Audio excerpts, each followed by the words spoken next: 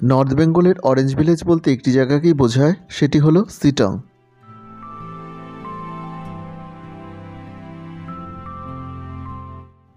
জানুয়ারির প্রথম সপ্তাহে কমলার ভরা মরশুমে আমি এখন সেই কমলা গ্রামে।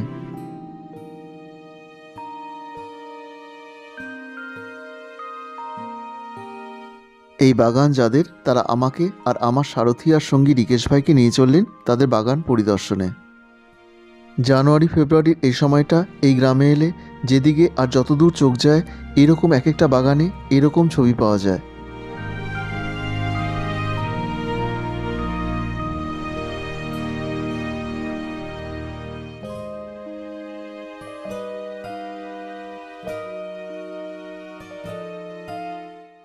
এখানে কমলার মরশুমে এরকম বাগানের এক একটা গাছ মহাজনেরা আগে থেকেই টাকা দিয়ে কিনে রাখেন, তাই দু চোখ ভরে দেখা বা ছবি তোলার সুযোগ পেলেও গাছ থেকে কমলা পাড়া বা কেনার কোনোটাই সুযোগ নেই। এই বাগানগুলি পরিদর্শনের জন্য মাথাপিছু 50 টাকা করে ধার্য করা হয়। তবে রিকেশ ভাইয়ের সাথে পরিচিতির সূত্রে আমার ক্ষেত্রে সেটি প্রযোজ্য হয়নি।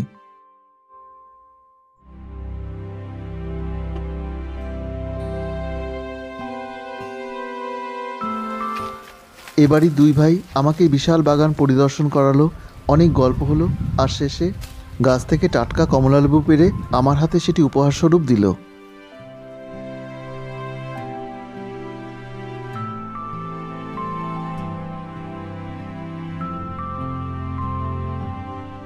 আমি শিটংয়ে এসেছিলাম শিলিগুড়ি থেকে মংপু হয়ে। মংপুর পর থেকেই এরকম একের পর এক বাগানের উপস্থিতিতে সবুজ পাহাড় এ সময় কমলা হয়ে থাকে। আর একেবারে শেষ দুপুরে আমি এসে পড়েছি সেরকমই একটি বাগানের ভেতরে। সেটি হলো শিটংয়ে আমার 2 রাত 3 দিনের ঠিকানা আয়ান্স হোমস্টেতে। হোমস্টে নিজস্ব কমলা বাগান থেকে চারপাশের পাহাড়ের একটা অসাধারণ ছবি প্রথমেই মুগ্ধ করল।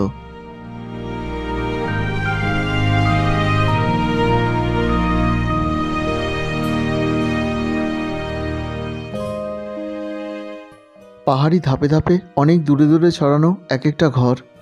দুপুরের শেষ রোদ নিচের সে জায়গা ছেড়ে অনেক ফিকে হয়ে লেগে রয়েছে পাহাড়ের সবচেয়ে উঁচু অংশে। এখান থেকে অনেক নিচ দিয়ে বয়ে গেছে রিয়াংখোলা নদী। তার ওপাশে সামনে সোজাসুজি পাহাড়টাই মংপু, তার পেছনে তিনচুলে, আর তারও পেছনে আকাশ পরিষ্কার থাকলে কালিম্পং শহর দেখা যায়।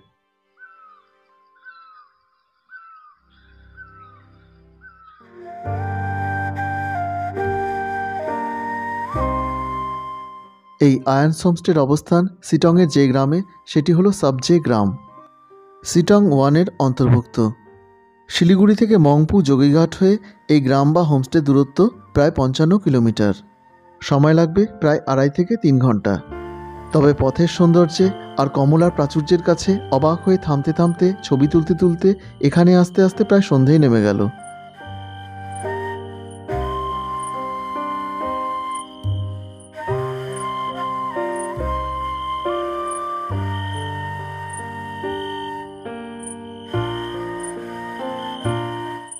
আমি এখানে সন্ধ্যা থেকে রাত পর্যন্ত সামনের পাহাড় আর হোমস্টের এরকম আলোর মধ্যে দিয়ে বিচরণ করতাম। ঠান্ডা আর অন্ধকারের সাথে সাথে আলোর উজ্জ্বলতা প্রকট হতে থাকত। মাত্র বছরখানেক হলো এই হোমস্টে চালু হয়েছে। এখানে করিডর থেকে শুরু করে প্রতিটি ঘর উডেন ফার্নিশ, রুচি আর যত্নে সাজানো।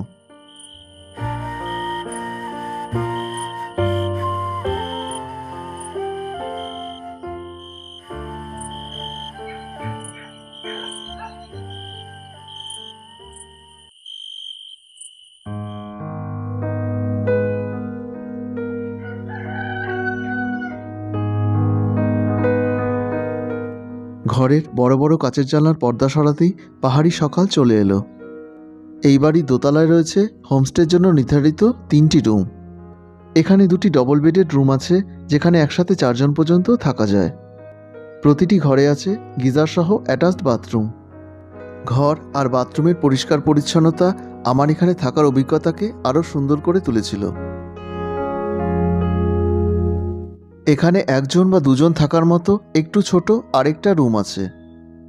এর সাথে আছে সংলগ্ন এই ছোট্ট বাথরুমটি।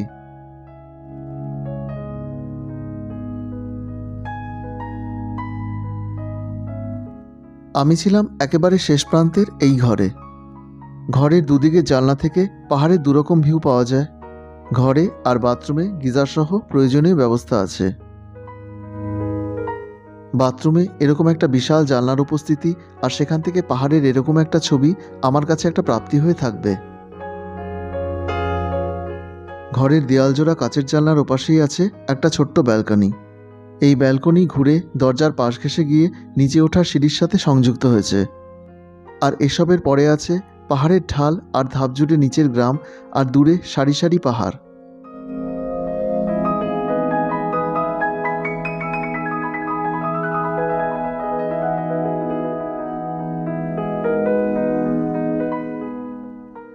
নিচ থেকে এই সিঁড়ি ধরে উপরে উঠলেই একটা ছোট্ট করিডর। ডান দিকে ডাবল বেডের 4 ক্যাপাসিটির দুটো ঘর, যার শেষ ঘরটাতে আমি ছিলাম, আর বাদিকে আছে সেই ছোট ঘর। আমাদের এই শেষ ঘরের সামনে দিয়ে এই ব্যালকনি এভাবে ঘুরে গেছে।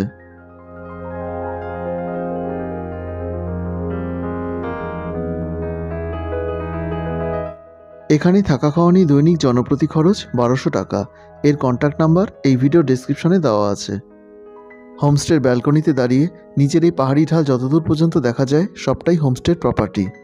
এনারা এই পরিবারের সদস্য, সম্পর্কে দুই যা, তার চেয়েও বেশি সম্পর্ক বন্ধুত্বের।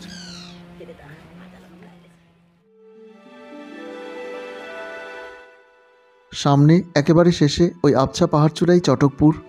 আকাশ পরিষ্কার থাকলে কাঞ্চনজঙ্ঘারও কিছুটা অংশ দেখা যায়। আমি এখান থেকে কাঞ্চনজঙ্ঘা না দেখলেও এখানে একই জায়গায় দাঁড়িয়ে একসাথে অনেক কিছু দেখতাম। এরা দুই মাস্তুতো ভাই, নীল পোশাক পরা এই পাহাড়ি বালকই আয়ান্স, যার নামে এই হোমস্টে। সারাদিন এই দুজনকে ছোটোছুটি খেলাধুলা আর হুটোপাটির মধ্যে দেখেছি।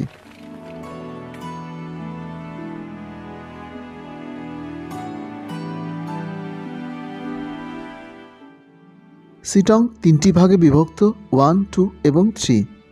আর প্রতিটি পার্টেরই 3টি অংশ আছে, লোয়ার, মিডিল এবং আপার। আর এই সব হলো কার্শিয়াং ব্লকের দার্জিলিং ডিস্ট্রিক্টের অন্তর্ভুক্ত। শিলিগুড়ি থেকে সিটং 1 এবং 3তে আসার দুটি রাস্তা আছে, একটি রামভি থেকে পিরিকদারা আহালদারা হয়ে, আরেকটি মংপু যোগীঘাট হয়ে। আমি এসেছিলাম দ্বিতীয় পথ ধরে। বিরিকদারা থেকে 10-12 কিলোমিটার বেশি হলেও রোড কন্ডিশন বেশ ভালো। ছোট রিজার্ভ গাড়ি শিলিগুড়ি থেকে ভাড়া 3000 টাকা, আর বড় গাড়ি 3.5 থেকে 4000 টাকা।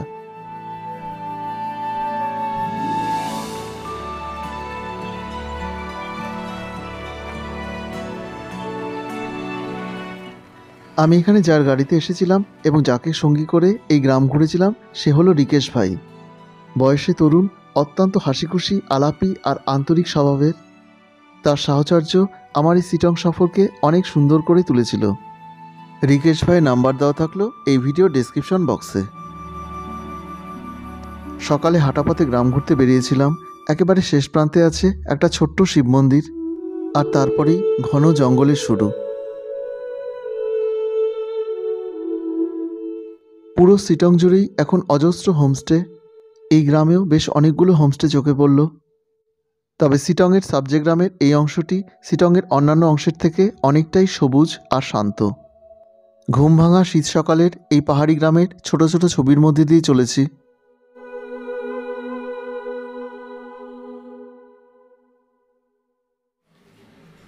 গ্রাম সফর সেরে এদের রান্নাঘরে উঁকি মেরে দেখলাম এই দুই ভাইকে খাবার টেবিলে বসিয়ে দেওয়া হয়েছে সাত সকালেই এক থালা ভাত দিয়ে। এই বাড়ির নিচে এই বাড়ির পরিবার থাকেন। নিচের রান্নাঘর লাগোয়া খাওয়ার ঘরে খেতে খেতে গল্প করতে করতে চারপাশের পাহাড়ের ছবি দেখতে দেখতে এই বাড়ির সদস্যদের সাথে আমাদের অনেকটা সময় কেটেছে।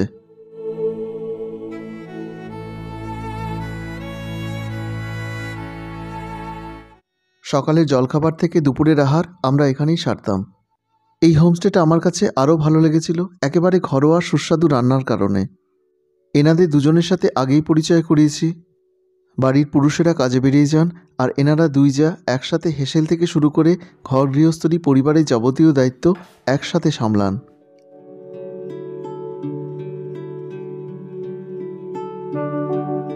এখানে আমার নিরামিষ পদগুলি বেশি ভালো লাগতো, কারণ শাকসবজি তরিতরকারি সবটাই এনাদের ক্ষেতের। একেবারে অর্গানিক টেস্ট যাকে বলে সেটি এখানে পেতাম। এখানে কুমড়োর ফলন এতই বেশি যে গবাদি পশুর জন্যই এখানে এগুলো এভাবে পড়ে থাকে। এক জায়গায় মূলো কেটে শুকনো হচ্ছে, আচার তৈরি হবে। সিটংয়ে কমলার সাথে সাথে এই সময় আরেকটা জিনিসের প্রাচুর্য অবাক করে দেয়, সেটি হলো ঝাড়ু গাছ। এই বাড়ির এক জায়গায় সেই ঝাড়ু স্তূপীকৃত রাখা দেখলাম। এই বাড়ির নিচের দিকে একটা ছোট্ট ছাউনি আছে, সেখানে একজন সারাদিন আপন মনে থাকে।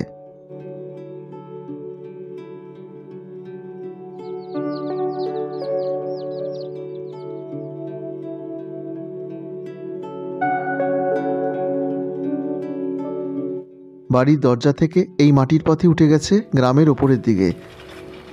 এই পথ ধরেই আমরা এখানে এসেছিলাম।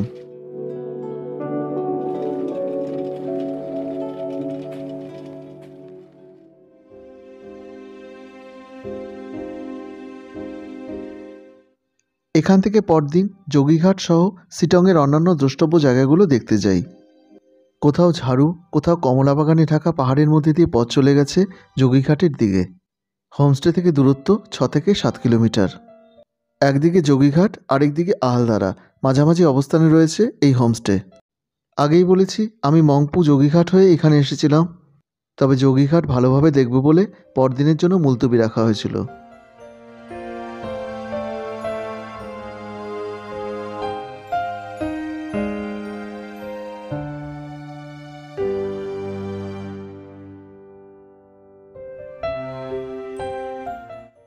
যোগীঘাটের কিছুটা আগে আরেকটা কমলা বাগানের মধ্যে চলে এলাম।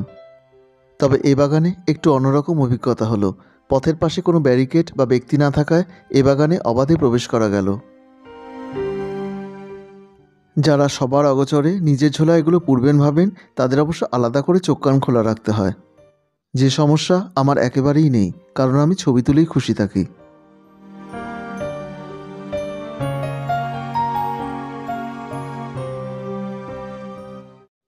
সিটংয়ের কাছাকাছি জায়গাগুলোর মধ্যে রয়েছে মংপু, চটকপুর, লাটপাঞ্চার, তিনচুলে, তাগদা, কার্শিয়াং, বাগোরা, চিমনি ইত্যাদি।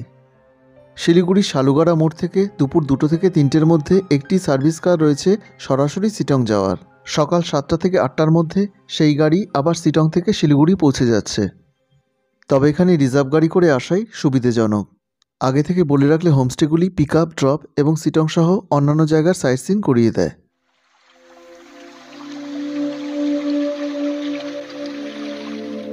এই সেই বিখ্যাত যোগীঘাট। যোগীঘাটে নতুন ব্রিজ থেকে কিছুটা নিচে রয়েছে পরিত্যক্ত পুরনো ব্রিজ, আর তারও নিচ দিয়ে বয়ে গেছে রিয়াং খোলা। এখানে খোলা মানে নদী।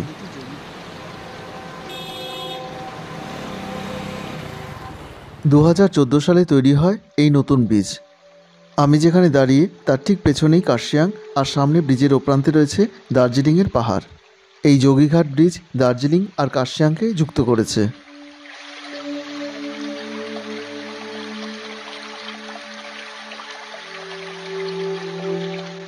এই পুরনো ব্রিজ গড়ে উঠেছিল 1984-85 সালে।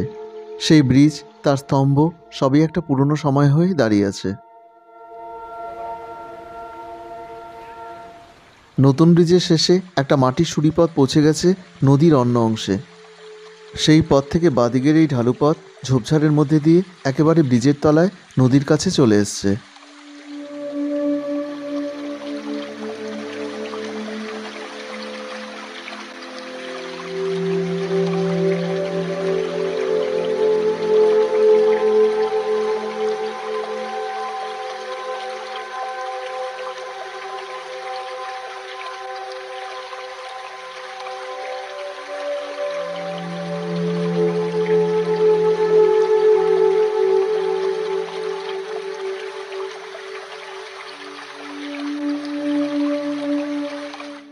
এখানে স্থানীয় একজনের সাথে কথা হলো।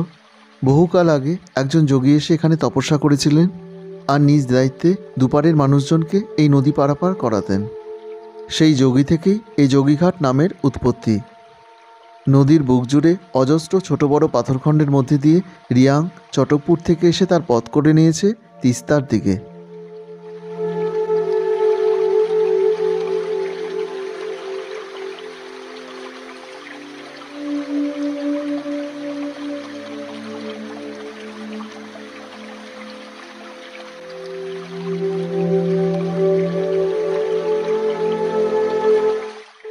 এরকম একটা নিঝুম পাহাড় আর নদীকে নিয়ে দু একটা দিন কাটাতে চাইলে সে ব্যবস্থাও আছে।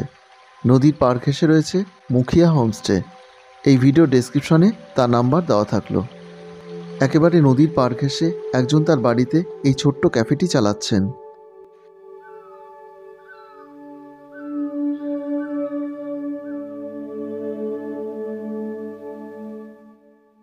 এখান থেকে আমি যাই আহালদারা।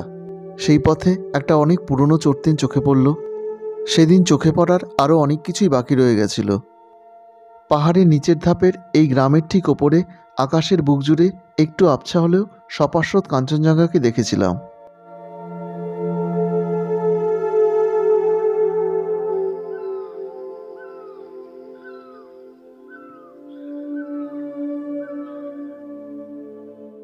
এখান থেকে তৃতীয় দিন বাগোড়া চিমনি হয়ে আমি ফিরি আমার শহর শিলিগুড়িতে।